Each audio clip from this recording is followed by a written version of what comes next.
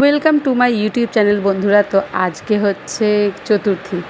তো চলো আজকে আমি যজ্ঞ দাদা সবার, সুভদ্রাদি, বলরাম দাদার সবার ড্রেসগুলো চেঞ্জ করে দেবো, পোশাকগুলো। কারণ একই পোশাক, ব্লু কালারেরই পোশাক, কিন্তু দুটো আছে, একটা কেচে দিই আবার একটা পরাই। তো তার জন্য আজকে পোশাকগুলো পরিবর্তন করলাম, জায়গাটা একটু পরিষ্কার করে দিলাম।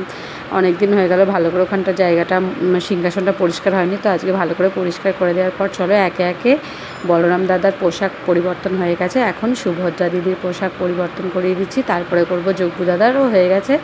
চলো গোপুসোনাকে স্নান করিয়ে দিলাম, দিয়ে গোপুসোনাকে সুন্দর করে মুছিয়ে, আমার ছোট্ট গোপুসোনা দেখতেই পাচ্ছ, আমার খুব আদরের গোপুসোনা, আর ও খুব ভালো কথা শোনে। তো আজকে ভেবেছিলাম এই ব্লু কালার ড্রেসটা পরবো, কিন্তু এতটা গরম লাগছে, ওর এটা পরলে খুব কষ্ট হবে, তাই ওকে একটা কটনের প্যান্ট, কটসেট না কি বলে আমি সত্যিই জানি না, তো ওটা আমার মেয়ে দেখে পছন্দ করে কিনেছে, তো ওটা ওকে পরিয়ে দিলাম।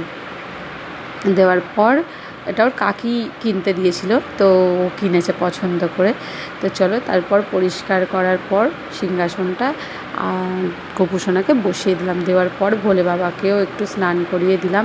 আর এই ভিডিওটাকে একটু তাড়াতাড়ি এডিট করেছি, কিন্তু তা বলে আমি একটু এরম জোরে জোরে বা তাড়াতাড়ি ভগবানের সেবা করি না, ধীরে ধীরেই করি, কিন্তু ভিডিওটা তোমরা দেখেই বুঝতে পারছো যে স্পিড বাড়ানো আছে।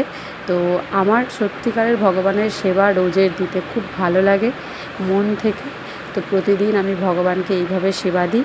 যদি আমার এই ভগবানের সেবা দেওয়া তোমাদের ভালো লেগে থাকে, তাহলে একটা লাইক তো করতেই পারো, বলো, কমেন্ট তো কেউ করো না। যাই হোক, আমার ভিডিও ভালো লাগলে চ্যানেলটাকে সাবস্ক্রাইব করে দিও। আর আমি তোমাদের সাথে সব রকমের ভিডিওই শেয়ার করি, সে আমার মেয়ের বার্থডেই হোক, পুজো হোক, রান্না হোক, সব কিছুই এইভাবেই শেয়ার করতে থাকবো। টাটা।